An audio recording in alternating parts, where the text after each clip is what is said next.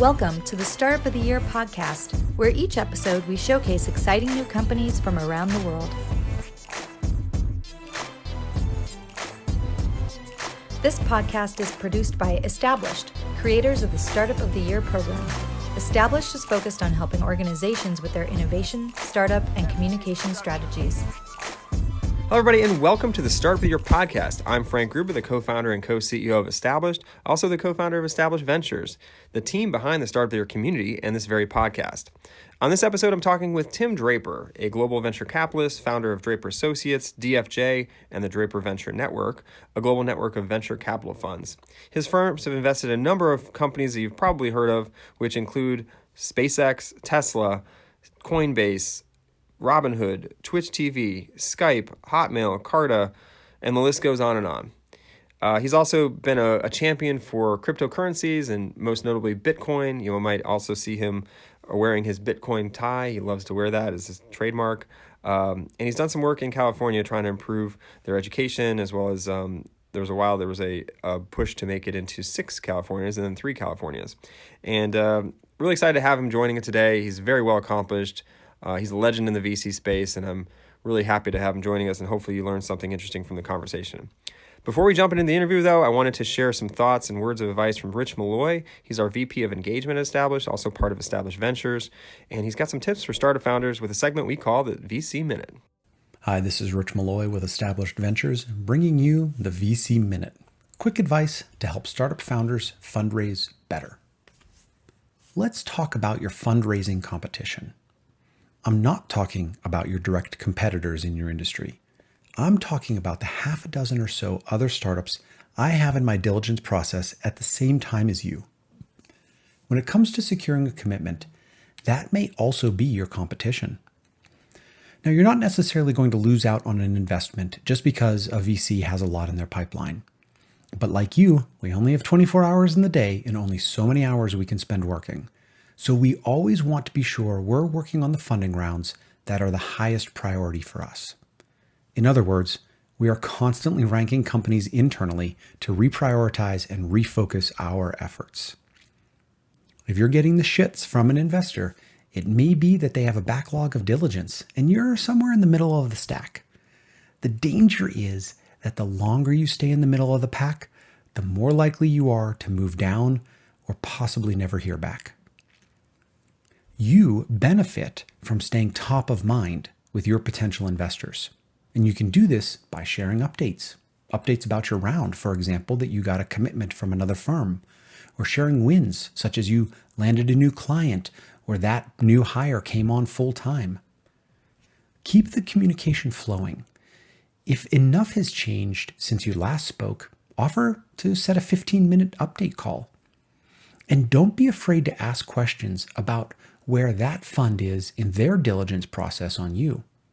So keep your investor process moving forward, because when it stalls, it dies. That's all for the VC Minute. Back to you, Frank. Thanks, Rich. Great tips about keeping top of mind in a very competitive funding landscape. Hopefully that's helpful for everyone that's listening.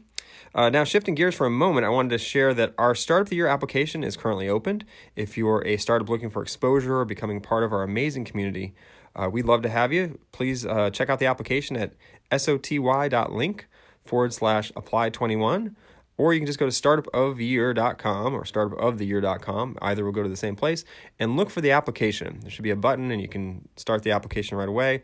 We're going to be basically down selecting and grouping out the top 100 here shortly to be joining us at our annual summit.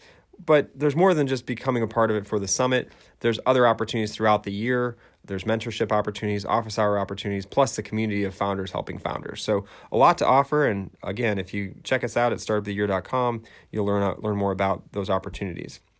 We also have a great alumni, which is what I was mentioning earlier, with Founders Helping Founders. One of our alumni from Washington, D.C., back in about the 2010, 2011 timeframe, was Blake Hall and his team with, then it was actually called Troop Swap, and then it turned into Troop ID, and then it turned into ID.me, which is a digital identification platform that simplifies how individuals securely provide and share their identities online. And they recently raised a 9-figure round of funding, making them a unicorn. So fantastic work, Blake and team. Congratulations on all your success. It's been really phenomenal to watch you take this and continue to grow it over the last 11 or so years. And I'm sure there's more to come. So excited to continue to watch that journey and champion what you're up to. All right. Next up, we've got an event coming up. We've got CTA Foundation and their 2021 virtual pitch event, which is sponsored by AARP Innovation Labs. That'll be taking place March 31st. That'll be March 31st from 3 to 5 p.m. Eastern. So if you want to join us, where 8 startups will pitch their innovations and engage with some Q&A and with experts and judges. And then, after that, there'll be an award for the fan favorite, so you actually get a chance to vote for your favorite of the live pitches. If you're interested in registering and checking it out, go to est.us. Again, est.us/331EB, Echo Bravo. So est.us 331 Echo Bravo, and you can sign up to be a part of this event and have your voice heard as you get to vote for your favorite startup during this pitch competition. We've been working closely with the team, and we're excited about this event coming up. All right. For those of you that also may have heard this before, sorry for the repetitiveness here, but our startup listeners, we work with a number of different programs, one of which is the NASA iTech program, and we are looking for startups for their various pitch sessions and challenges as they continue to try to do innovative things, everything from going back to the moon as well as Mars and whatnot. They need technology companies to help them with some of these missions. And so if you're interested in being a part of one of these programs, check out est.us/NIT. est.us/NIT, and you can learn more about the NASA iTech program and what they're looking for as they have different cycles and they continue to look for different types of technology. And it's not just technologies you'd think about when you're thinking about space. It could be anything from wearables to, AI to, there's a number of different categories. There's an X factor category. So you may not be thinking it's you, but check out the information and maybe it is, and maybe there's an opportunity to get in front of NASA with your startup. All right. We've also been busy over on Clubhouse, the new app that's unfortunately only on iOS right now. Hopefully it's on Android soon, so sorry for all those Android users out there. But we've been doing some different various Clubhouse rooms. And we have our own club called the Startup Community Club. So if you're in Clubhouse and want to join us, please go check out the Startup Community Club, join it, and we'll be doing additional events. We do some office hours. We've done some community spotlights around different communities. We're going to be doing an event next week around the AARP and CTA Foundation event that's coming up, and so that'll be kind of fun. And you can also follow me at Frank Gruber and learn more about some of the different office hours opportunities and things that I'm involved in, and I'm obviously given time to help startup founders. So check it out if you're on Clubhouse. And finally, if you're interested in more programs like the office hours or some of these other programs we work with, like NASA, you can check out some of the other programs by going to est.us/programs. It's the best way to get notified about the startup opportunities that we come across while we're working with various partner organizations and a number of different ecosystems across the country. So we're always looking for startup opportunities. We want to play matchmaker and help startup founders get connected with these various programs. So check that out. It'll be in the show notes as well. Okay, now let's listen to our conversation with Tim Draper from the Startup of the Year Summit in the fall of 2020. It was a great conversation, and I hope you really enjoy it. First, let's just dive into your venture capitalist background. You come from a long line of investors. You're a fourth generation investor. Is that right? Fourth generation? Get that right? I'm third. My grandfather was the first Silicon Valley venture capital investor. My dad was a pioneer in venture capital. He really plowed some great turf. And then I started, and I was the third generation, but my children, three of my children are venture capitalists. Right. Pretty amazing. And they've done very well. Adam with Boost is a tremendous success. And Billy worked with me at Draper Associates, and now he's at Path Ventures. He spun out.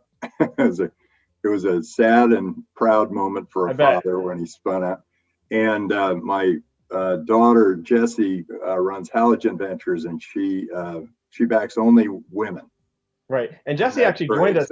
She joined us earlier this year. We had these lead up events for Startup of the Year that kind of culminate in this event.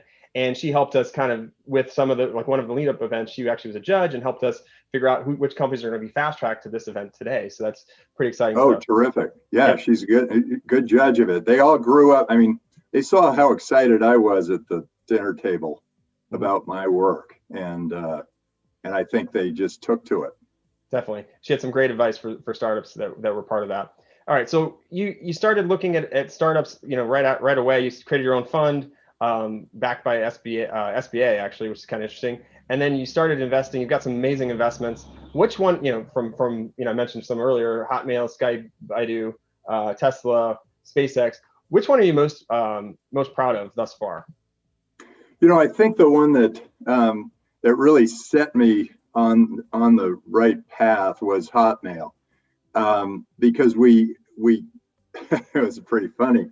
We were sitting around in the at this board meeting with the Hotmail founders, and they had created a system where you could do web-based email, and I looked and I said, how are you going to get it out there? And they said, well, maybe we'll buy some airtime, TV airtime, put up billboards and radio stations and whatever. And I was saying, we put $150,000 in here. It's not right.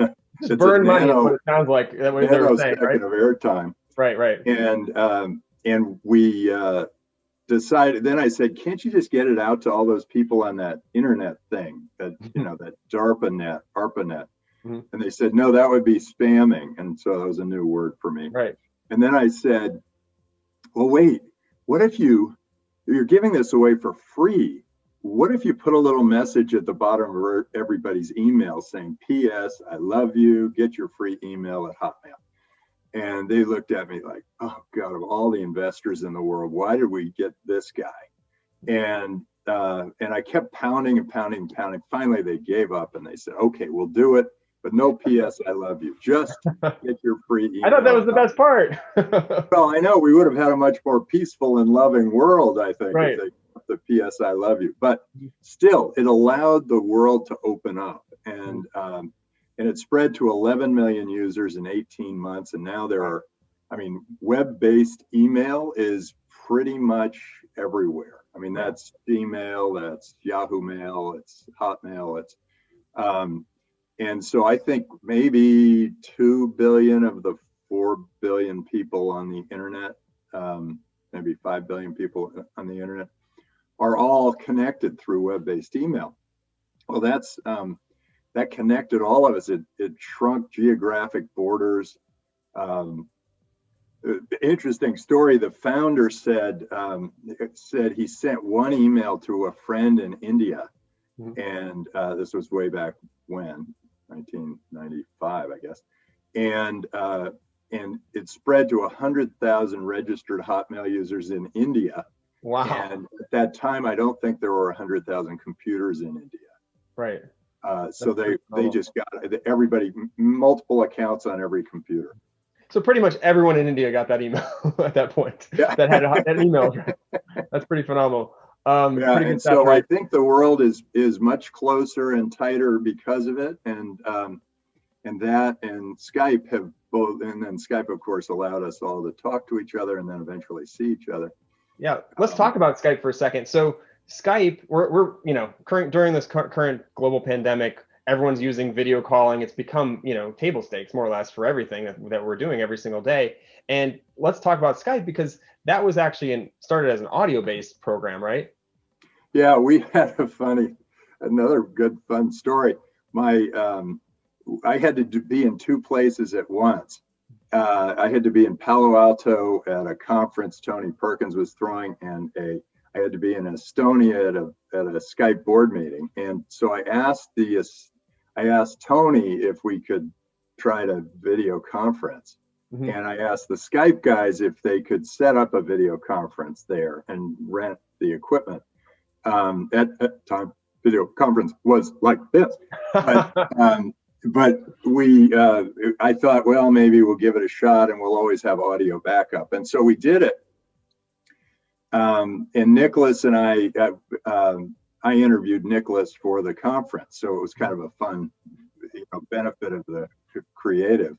And we had a great interview. And at the end of the interview, Nicholas kind of looks at me and smiles, and I said, "What?" And he said, "That was the first Skype video call." And I said, "What? You use it? What is that?" And then I thought, well, let's see how it went. And I called Tony, and he said, "Oh yeah, we could see the pores of your skin." Wow. And I said, "Whoa, we've got a winner here." Nicholas says, "Well, no, not so fast, Tim. We cut off 100,000 simultaneous audio calls in order to get the bandwidth so that we could do."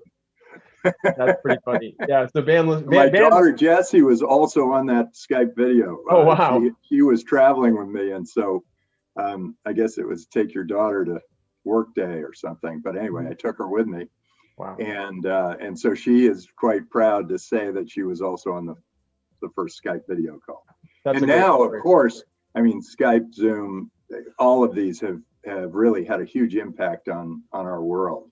Right. Definitely. Long term, I think the one that's going to have the most impact might be SpaceX, because when we colonize Mars, I think that SpaceX, yeah. that will be a big deal. Yeah, I'd say that's a big one. That's not, I mean, that's literally a moonshot, right? So let's talk about that one. I mean, planet shot, right? Yeah. So that's pretty bold, right? To go out there with as a leader and say we're going to Mars, and then you guys obviously support that with your investment. So what do you see there that makes you like invest? You know, entrepreneurs like all of you out there have a couple of different approaches. There are many different approaches. There's one that's customer based. I mean, always love your customer, delight your customer, do what you can for your customer. And then there are those entrepreneurs who say, we're going to Mars. Right. And then what happens is a lot of people think, oh boy, that's crazy. Why would anybody think that we could go to Mars? That seems impossible. Mm-hmm. But then all the best engineers in the world say, how would we get to Mars? And then they say, I think I can help them. And so he, like Elon, ends up with the best engineers in the world. They all come from all over the world to work at SpaceX. Right. And they do it because he inspired them to think of something that might be possible, and got everybody thinking about that.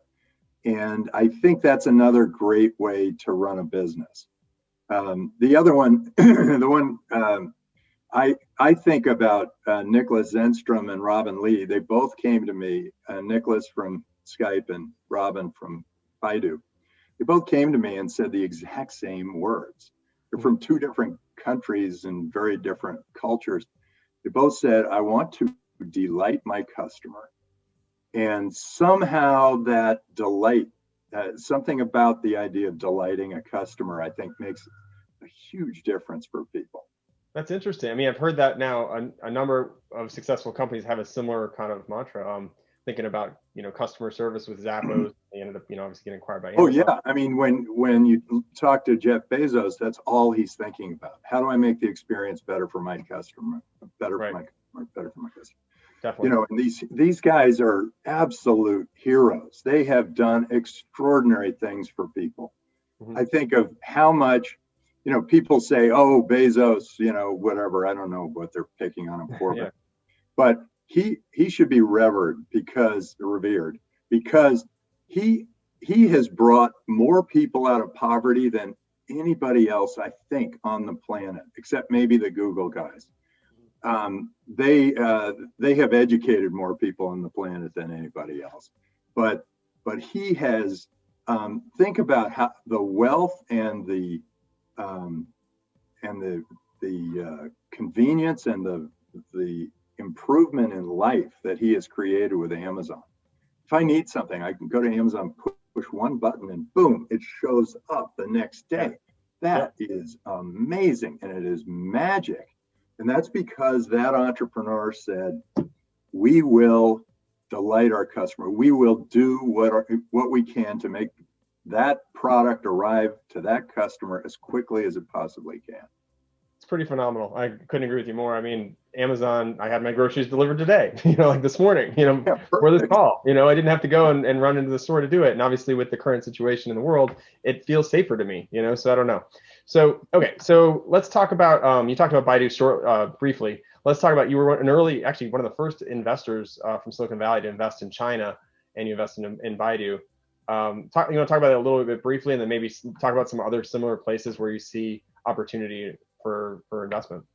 Well, I was lucky because I had a window on international activity when I got started in the venture business. My dad was the chairman of the Export-Import Bank of the U.S., and then he was the UN Development Program Administrator. He traveled to 110 countries. He saw it all. But anyway, I got a chance to go with him on one of these UN missions. And so I was, or a couple of them actually, but one was to China. And at that time, there was one main road. We drove on the only car on this one main road that took us to the one international hotel in all of Beijing. Wow. And everybody there was on bicycles and trading fruit and vegetables with food in these big Chinese hats, and that was China. That was China. Mm-hmm. And then I went back about 15 years later, and I met with one of the ministers of the economy there, and he said, "You must invest in our country." And I said, "I'm not going to invest in your country. Why would I ever invest in your country?" And he said, "What?" And I said, "Yeah. Well, the last guy I knew who put money into China, he created a $90 million chocolate company, and you guys nationalized it. You stole it from him." Right. And he said, "Well, what would you recommend?" And I said, "I would recommend that if anybody invests any money in your country, you make sure that if they are successful, that they can pull their money out and tell all their friends about it. And then you will get more money invested in your country than you ever imagined." Mm-hmm. And he was listening. And about 5 years after that, I went back with DFJ ePlanet and met with, I was the first Silicon Valley venture capitalist to look at China mm-hmm. as an investor. And I met with Jack Ma. I mean, he was such a passionate guy, but his English was broken, and I couldn't quite understand what he was talking about doing, but he was very passionate. I saw him give a speech. Mm-hmm. I met with Pony Ma. So I could have invested in all three of the BAT, mm-hmm. but I met with Robin Lee, and I thought, wow, this guy is pretty incredible. And he was a very tough negotiator. And we had a tough battle in a taxi cab about the valuation, and we finally came to terms.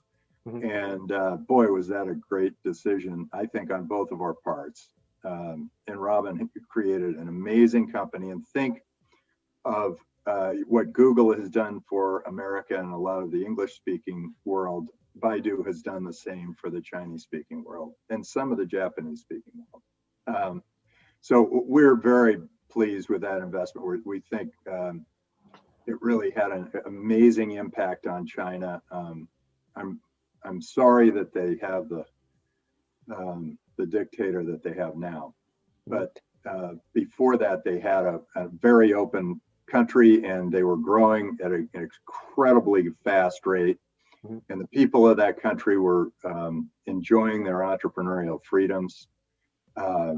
It was a fabulous time, and so we made a lot of other investments in China during that time. But obviously not investing now with the. No, we pulled out completely. Yep. As soon as we saw that there was a dictator who said that he owned everything, that was it. Makes sense. Let's talk about other areas that are like that. That are new frontiers. I mean, you're a global entrepreneur. You've invested in a lot of different areas in your career. That being, and obviously a lot of times the first mover out in that area. What other areas are you excited about? Are you talking about geographic regions? Yes, geographic, yep. Yeah. Well, I think that India really has started to pick up. And let me tell you what I'm thinking about. Mm-hmm.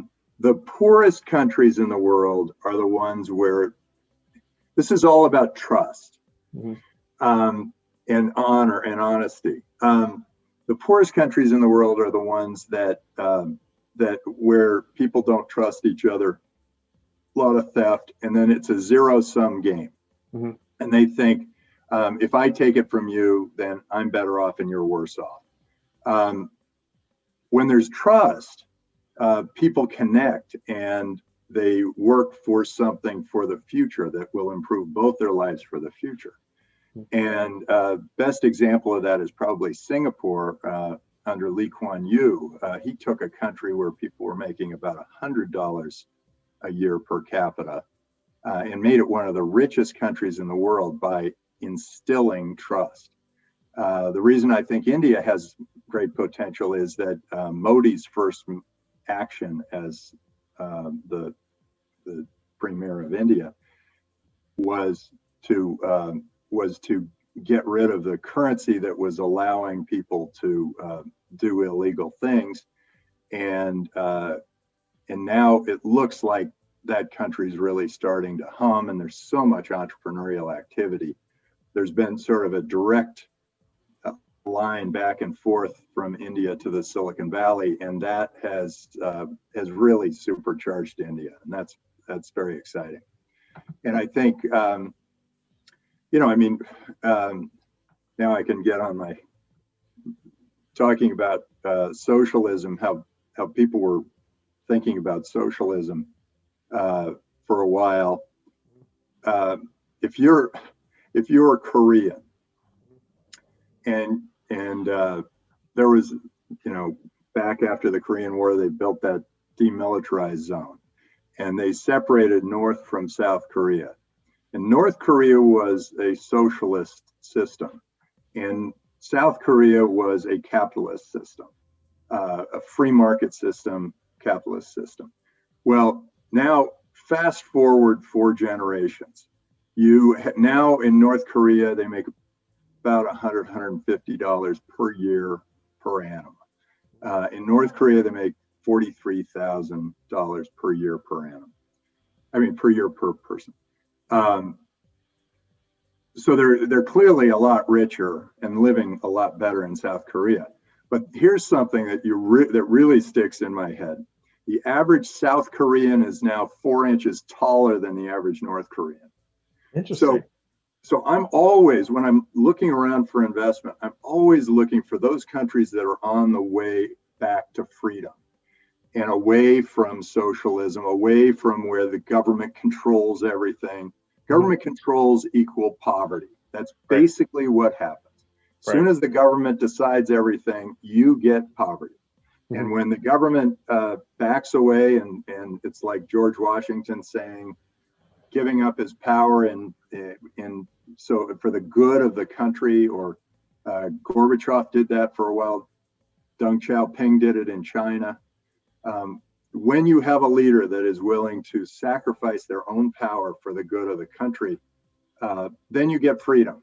And that freedom creates prosperity throughout for centuries to come, for decades to come. So freedom turns out to be the key item. And we actually, I set up a nonprofit called the Draper Hero Institute, and they're doing a research program on which countries are the freest and which ones are trending toward freedom. And those are the ones that we're saying are the best for startups. So that's kind of it was a short question, but it got me going. No, that's great. I love it. And I wanted to, it kind of leads into the next question. You're a big supporter of decentralization and Bitcoin and that whole ecosystem. Can you share a little bit about your early support of that and what you found and kind of your direction with that? Yeah, I've got a Bitcoin tie on. Nice. I'm supporting the decentralized world. I'll tell you what I like about Bitcoin and the decentralized world. While the internet opened up these borders, they all suddenly we were trading with each other. And by the way, just so people understand the importance of trade and free trade, if if I have a farm and you have a house, and we don't trade, right, then you die of starvation and I die of exposure. Mm-hmm. If you multiply that by the 8 billion people around the planet, we're all interconnected. We're all interrelated. We're all getting this pen to my hand. Mm-hmm. It was probably touched by 200,000 people from 30 countries. Right. We are all interconnected. We're all helping each other, doing things, serving each other, making each other's world better. And when you have that, that's a very powerful thing. Well, the internet opened up the world. We used to be tribal, where if I put up a border between us so that if you don't cross, we're safe. If I don't cross, you're safe. And that was the tribal system, and it worked very well because it kept us from killing each other off, and it let us prosper in our own little tribes. Well, then what happened was the internet opened it up, and we realized that we could trade with each other across borders much, much easier. And suddenly we were all much wealthier, much better off without these geographic borders. Well, then then Bitcoin came along and said, this is now you can actually trade across those borders and you can have a global currency. And that currency is not restricted at the border. That currency is not tied to any geographic territory. It's not tied to any political force. It doesn't decrease in value when you print 13 trillion of them. Right. Bitcoin, there are only 21 million. That's all they're going to be. And so it turns out to be something that allows incredible global freedom. Imagine this: you're in Syria and you have a lot of Syrian money, and you then get pushed out by the military, and you're now in Greece and you're a refugee and you have nothing. Right. That was not Syrian money, it was Bitcoin. You would go into Greece and you'd pull that down and you start your life over again and you'd be fine. That's just one example of the many, many examples of why, well, first, digital money is much more efficient, much more effective. And with Bitcoin, you don't have to pay your credit card company 2.5% to 5% every time you swipe your credit card. By the way, most of that goes to the banks. Right. And it kind of opens up our currency world. In fact, if I needed to send you money right now, I don't know exactly how I would do it. I guess I could wire it. I could call the bank and have them wire it. Cost, I don't know, what is it, $40, $50 a wire. Right. It would, and then, or I could, if you're in another country, I could send it through Western Union, and that would cost about 18%. Right. But with Bitcoin, I can just, grab my cell phone, push 2 or 3 buttons, put it up against the camera here, and you would get your money. That's pretty fast. It's super fast. Well, that's all people are going to discover how easy that is. And as they do, they will move away from these currencies that are in effect forced on them from their government. Imagine being in Argentina. I met with President Macri before he was put out of office, and I told him about Bitcoin. And then 2 years later, I went back and I met with him again, and I told him, hey, Bitcoin's gone from 10,000 down to 4,000, but during that time, the Argentinian peso has gone from 75 cents to 25 cents. I'll tell you what, we'll make a bet going forward, which of these currencies does better, and I'll double my investment in Argentina if the Argentinian peso does better. But if Bitcoin does better, you make Bitcoin your national currency. And we had a very heated, fun conversation after that. he never actually made the bet. We did shake at the end, but it wasn't about the bet. Gotcha. If he had done it, I think Argentina would have been much better off. But he got pushed out of. I mean, he got voted out of office, and the Argentinian peso now has gone from 25 cents to 1 penny, less than 1 penny. Should have taken that bet. And that during that time, Bitcoin's gone from 4,000 now to 11,000. Wow. So I'm sort of sorry he didn't make the bet. Yeah. And I'm sorry he didn't stay in office. But it is very clear that if you're in Argentina, you would much rather do business in Bitcoin. Mm-hmm. Same thing with Nigeria, same thing with Venezuela, and same thing with America, because America just printed $13 trillion. They devalued your currency, our currency, by about 20%, 30%, something like that. So we're certain to have, I mean, whether we have inflation, yeah, we will have inflation. I mean, pretty certainly.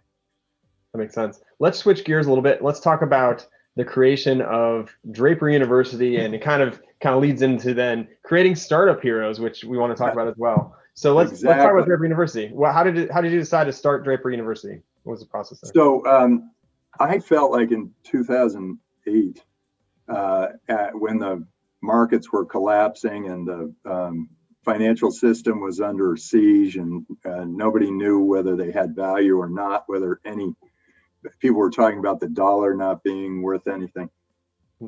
I thought this would be a time for heroes. This would be a time for the entrepreneurs to rise. But in the financial world, all I saw were people with their heads in the sand. They were all afraid of themselves and of what was happening, and they wanted to go away until it was fixed. And I thought, well, what's wrong with this? What's wrong with this picture? And I think the education systems of the world want people to memorize stuff. They want them all locked in class. And all the grading systems are, you get an A or the top grade if you don't make any mistakes. And I thought, well, it doesn't make sense, because really the best things that have happened in life, penicillin, all these things happened by mistake. Penicillin, electricity, Reese's peanut butter cups, America, they were all started by mistake. And so why aren't we allowing those mistakes? Why aren't we allowing people to fail? And it got me thinking, well, it was sort of an interesting time, and I had bought an old hotel, and my son suggested that I start a school with a hotel. And I thought, well, this is the time. I've got to create a school for heroes. Mm-hmm. And so that's what I did. And it has been a tremendous success in a lot of different ways. Not financially yet, but it has been a great success. And financially in one way, which I'll explain. We create heroes. We encourage people to try things and fail. We have them go through survival training. We have them do a 36-hour hackathon where they're pretty much up the entire time. Wow. We have them meet some of the best entrepreneurs in the world. And we have them do everything project-based, and they're all team-based. And turns out that most of the world, when they work, are working in teams. But when you're in school, you're forced to not work in teams. You're forced to be the individual, and you even don't want the other person to learn it, because that would mean that you would be behind them somehow. And that doesn't make any sense. We don't learn nearly as well because of the that sort of the negative competition inside of schools. So I'm trying to turn that entire thing around. And so far we've had 1,200 students of the Hero Training School. Wow. And they've come from 86 different countries, and they've started about 300 companies themselves. And then they've also sent me another 3,000 opportunities to invest. And what's happened from those investments, the investments we've made in the Draper University Heroes have been quite successful, and that's what's made it worth it financially for me to have done this. It wasn't really, when I started it, it wasn't for financial reasons. Mm-hmm. It was just for I thought, a global need. Yeah. And it turns out that both are happening. And I think if you make money doing something, you know you're doing something good. If you're not making money, you're probably not doing anybody any favors, because you need to, somebody on the other side has to feel that it's worth it to pay for your service. I think that's an important thing. So anyway, our service seems to be doing very well, but then COVID came along and we had to go online. Okay. And we created a similar hero training, entrepreneur training system online, and it's 2 weeks and $500. And we've had about 500 people in that program so far, and it seems to be quite successful. So Zoom calls are getting closer to real life, right. And we're able to, in effect, make it an offline-online experience. That's phenomenal. I mean, you're reaching more people faster. That's fantastic. And the book was really written because I kept repeating myself at Draper University, and I thought, hey, this would be a good idea to show everybody, allow other people to get that same kind of thought-provoking training. Right. That we put. Let's talk about the book, and you've got the Startup Heroes Pledge in there. Talk about a little bit about that pledge and kind of what it means to you. Well, I can give it to you. Okay, let's do it. I will promote freedom at all costs. Yep. I will do everything in my power to drive, build, and pursue progress and change. My brand, my network, and my reputation are paramount. I will set positive examples for others to emulate. I will instill good habits in myself. I will take care of myself. I will fail and fail again until I succeed. I will explore the world with gusto and enthusiasm. I will treat people well. I will make short-term sacrifices for long-term success. I will pursue fairness, openness, health, and fun with all that I encounter, mostly fun. Hey! I will keep my word. I will try my best to make reparations for my digressions. And that's the oath. And the thinking behind the oath is to give people, I realize the sun just came out. Oh, so, that's okay. I wanted to give people a guiding light that was probably different from the guiding lights that they've been getting in other places. And the one I thought was the most important was the first one. I will promote freedom at all costs. Yeah. I think if I were to have written it again, or I put in an amendment, it would have something to do with trust. Trust people and be trustworthy. Mm-hmm. I keep my word is in there. I will keep my word is in there, but I think I'd go a little further with that. Well, the good thing about this book is it's in beta. It says it even on the cover, so you can always update it. That's just a fix. You know, Skype was brilliant that way. They, for years and years and years, the Skype service was beta 0.8 or 0.91 or whatever. Mm-hmm. And I thought, well, I definitely I'm certainly not finished with this book. Right. And there are going to be problems with it because I wrote it myself. Mm-hmm. So let's just call it a beta version. I think it's great. And I love that there's like these little nuggets of information. I mean, obviously some great stories in there too, but I like that. Let's dive a little bit into each one of those, each one of those kind of pledge items. Some of that kind of resonate to me. Obviously you talked about freedom. You talked, I don't know if it was actually a pledge item, but in the book, you really talk about fear being a mind killer. And yeah, and that's really not powerful. Original to me. That's from the book of Dune, the science fiction book Dune. Okay. Frank Herbert writes, "Fear is the mind killer," and actually it was pretty interesting. There's a very successful president in Uruguay who I was talking to recently, and he said fear kills all economies.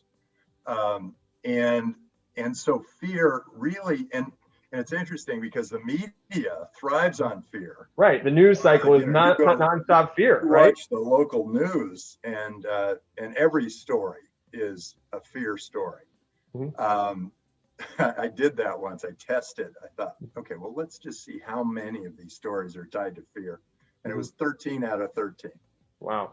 Every single story was a fear story. And they somehow get you thinking fear, and then you want to watch more. Oh God, oh yeah, I gotta watch this more. And then you're watching all their ads, and then you got to take all the drugs from all their ads, and then you're scared again, and it's a bad cycle. Mm-hmm. But if you're willing to go out there and try things and fail again until you succeed, mm-hmm. And explore the world with gusto and enthusiasm, you'll have a better life. Right. And they will, and the people around you will be more attracted to you, and you will make a bigger impact on your world. So I actually think that that fear, it's either, and also I know in politics sometimes they thrive on fear, like the dictators. They thrive on fear. They push fear. Yeah. But the great leaders push opportunity. The great leaders encourage more Bitcoin use. They encourage more open borders. They encourage less fear. Mm-hmm. The ones who just want to hold on to their power sort of desperately, those are the ones that they infuse fear into their society, and fear is an economy killer as well as a mind killer. So I think that's it's very important to identify, so then when you are faced with it, you can defend yourself against fear. All the decisions I made that were based on fear were the wrong decisions. Mm. Every decision that I made based on courage or dynamism or the hope of a better future, they haven't all been successful, right. But they had much more likelihood of success. And then I talk about gusto and enthusiasm because it's the optimist mm-hmm. who make the impact on society. The optimist creates the great businesses. The optimist becomes, a great figurehead or whatever, a great leader. Yep. The pessimists of the world have some value. They are the ones who find the holes in the optimist's arguments, mm-hmm. or tell the optimist what they think is wrong. Mm-hmm. But the optimist is the one who gets it done. Yeah. The optimist is the one who says we're going to Mars. Right. That's a great one. And I think that's important. It's important to be an optimist, to sort of think, okay, what's the positive? Whenever I find myself sort of dipping down into the negative, thinking, oh God, something's wrong in the political system or something's wrong here. The best way to come out of that is, as an optimist, what can you do to help it? What can you do to improve it? That's right. Where 3 Californias and 6 Californias in the school voucher program all came from. I looked and I was down in the dumps thinking, oh gosh, this is so bad. This system is so bad. Right. What do I do to improve it? And I don't know if any of those things moved to improve it, but at least I tried. It turns out I lost all 3. Well, I only lost once. The other 2 times I got out politically maneuvered. Mm-hmm. And it's a work in progress, right? Yeah, I guess I could keep trying. It is expensive to try, but I guess I could keep trying. So let's talk a little bit about that fear versus optimism, and obviously the approach to failure and whatnot. You've got some great wins with folks that have done that. Like you talked about Elon Musk. We talked about a bunch of them. One that I wanted to highlight, just because it's one that was a big one, was Theranos, and I know that's a close to home kind of. Oh yeah. I mean, that was a company that you knew the founder. She knew your daughter, Jessie, but yet you still remain bullish. I mean, in the book, you remain bullish on that company. Can you share kind of your thoughts around the fear versus optimism and failure there? Yeah, I think Theranos was really a great, Elizabeth Holmes was really a great entrepreneur doing extraordinary things. If you're an entrepreneur and you get to be a pretty good entrepreneur, nothing really happens and you can kind of build your business and nobody really messes with you. But if you're an entrepreneur and you go after an industry and mess with an industry that is as incredibly powerful as the monopoly or oligopoly of drug companies, the monopoly of the AMA, the insurance business, the oligopoly of insurance business, and I guess the relationship between the lobbyists and the government, you are going to be up against. You're going to face something if you're going after those industries that are that powerful. Mm-hmm. You are going to face a fight, and that fight will come either legal, government lobbying, through the press, whatever. Anyway, that's what happened to her. She went through and got hit through the press first, then legally, then through the government, and the lobbying was going on the whole time trying to get her out of business because she was messing with an industry that's very big and very powerful. Mm-hmm. I think that has happened to all the great entrepreneurs. I mean, Uber, the taxis came after Uber, but it was too late. The consumers had spoken. We like Uber better than the taxi service. Too bad taxis. We're not going to do anything for you. Elon with the cars. The cars were the other car companies came after him with the press. The mm-hmm. press said, "Oh, these batteries die in the cold weather," or whatever. And Elon goes and he proves that no, these cars actually are fine in the cold weather. This guy for the New York Times just drove around in the parking lot for 3 hours to run out of batteries, so he couldn't make it to his destination. Makes sense. And he went out and the great entrepreneurs figure out how to when they get poked by the press, they figure out how to parry back. Mm-hmm. And say, yes, but hey, it's the safest way, it's the cheapest way to test your blood, whatever. I think that there was probably a better way for her to have handled that whole thing. Right. But you knew that when you were getting that big and that successful, that the people, the incumbents, mm-hmm. would be coming back after you. Definitely. That makes sense. We actually have a company that was part of our Startup of the Year. It's called Periomics. They're the only company in the world that's been able to identify every known bacteria, virus, bacteria, fungus from a urine sample. And they actually won Startup of the Year a couple of years ago, and they're selling those tests online and doing well. But they did get hit with similar, mainly fallback from Theranos when they were out raising. They're actually out raising again and continue to try to push ahead with their mission, but totally hear you. And so I'm curious if that's an area that you jump into again as they continue to be out there. Yeah, I've seen 15 companies doing exactly what Theranos was doing, or more or less. Right. And I imagine that the guys from Fortress now who own all the Theranos patents will be coming after them. Some will be new. Okay. Or working with them to get better deals. So yes, I think. Oh, of course. Yeah. Technology wins all the wars eventually. And this war where Elizabeth was trying to change healthcare as we know it,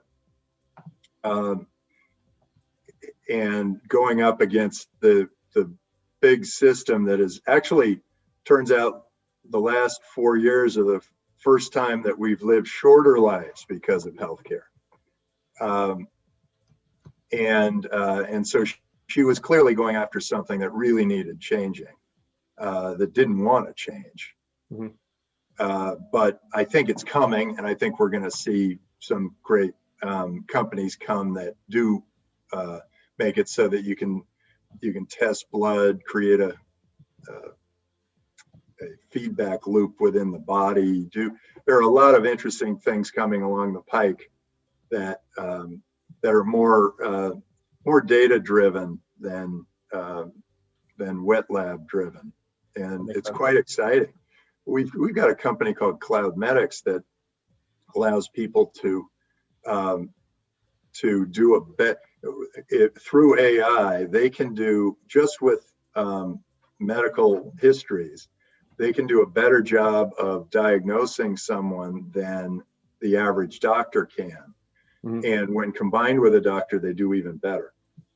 That makes sense. And then one of our companies, Verge Genomics, has made it so through the dry lab on the computer, they can put the disease up on the screen and run off-patent drugs against it. And they found something that is 25 times as effective as remdesivir for combating COVID. And it's going through FDA approval now. And a lot of drug companies are all sort of working to get the distribution rights for that drug. So interesting things happening in healthcare. A lot of it will be data driven. Data driven. And it'll be data like, what I ate for breakfast and how many miles I've walked and what airplane seat I sat on, what conferences I attended, who I shook hands with. All those things are going to be completely connected, and that's going to be an exciting new level of healthcare, and it will be much cheaper. And that's where the big institutions are not going to be liking it, because those drug companies, as you know, they advertise like crazy on TV, and that's because they have so much money that they're making off of these drugs that maybe aren't the best thing for you. No, that makes sense. And we're just about out of time, and so I wanted to ask you one more question and then kind of wrap it up here. If you could give one piece of advice to the startups that are out there pitching? We talked a lot about the pledge and everything you're looking for, but what's that one thing that you think that you look for from a startup that you want to invest in that you would share with those companies? Well, I think entrepreneurs come in all shapes and sizes, and they come to us and have lots of different stories. I think it's mostly heart. It's mostly what's in your heart that I'm looking for. Do you have real passion for what you're doing? Or are you just doing it to make money? And then, is the industry big enough? Is this worth sacrificing your life for? Because it is a big sacrifice to be an entrepreneur. Right. Those are some of the things I'm looking for. And then, are you taking a new technology and applying it to an existing system that needs the new technology? So all those things combined, I think, are what we're looking for. And then you can't be completely right in the mainstream, because I always say that when we had 10 partners at DFJ, our decision-making system was never as good as when it was just one of us or three of us,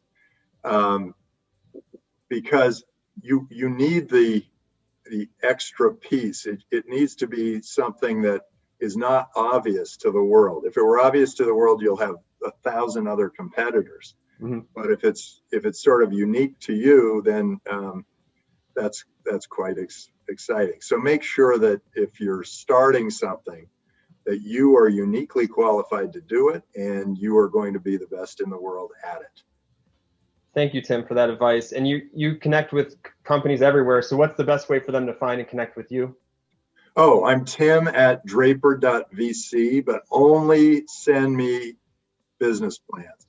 When you've written up a great business or decks, I've written up a great deck or written up a great business plan, then definitely use my email address, tim@draper.vc. Right. But if you send me anything else, you end up going to spam. You probably get a lot. lot of emails. Thank you, Tim. Yeah, because I need to clear through them quickly, and and it's a big part of my job. Actually, I'd say maybe half of my deal flow just comes from people who know my email address. So I appreciate that. Keep it there coming. You go. If you got a business plan or you've got something working, send it to Tim. All right. Thank you so much, Tim Draper. It's always amazing to talk with someone that's such a visionary and can see and believe in startup founders that are trying to change the world like him. Not to mention him is also his family is also involved. Jesse's got a fund as well, and his son does as well. So exciting stuff going on from the whole Draper family. Love the enthusiasm and the gusto of what he's about, and appreciated him joining us today to share some of that. So hopefully you found it enjoyable and learned something new. I did, of course, and love talking to Tim. Well, that's this episode. Hopefully you enjoyed it and you're able to take something interesting away from the conversation. Thank you again for listening. Please drop us a review, and if you're not subscribed already, please do subscribe as well. We love continue to build our audience, but also love to hear from you from the review side. So if you have any feedback, please let us know.